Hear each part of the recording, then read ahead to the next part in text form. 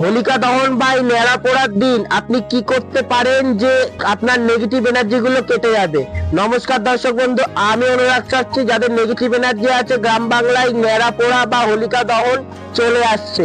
এই দিন এই হোলিকা আর রাক্ষসী এবং বিষ্ণুর পরম ভক্ত, অনেক বড় এটা কাহিনী রয়েছে, আমি যাচ্ছি না, জাস্ট এটাকে পোড়াতে গেছিল এই সবাই নেগেটিভ এনার্জিকে, মানে সেই বুড়ো শক্তি বা খারাপ শক্তিকে পুড়িয়ে শেষ হয়েছিল বলে এই দিন যদি আপনি 7টা মাসকলাই, 7টা কালো সর্ষে, 7টা গোলমরিচ, 7টা লবঙ্গ আপনার বাঁ দিক থেকে মানে মাথার বাঁ দিক থেকে পা অব্দি 7 বার ঘুরিয়ে যেখানে নেড়া পোড়া হচ্ছে সেই অগ্নিতে ফেলে দিন।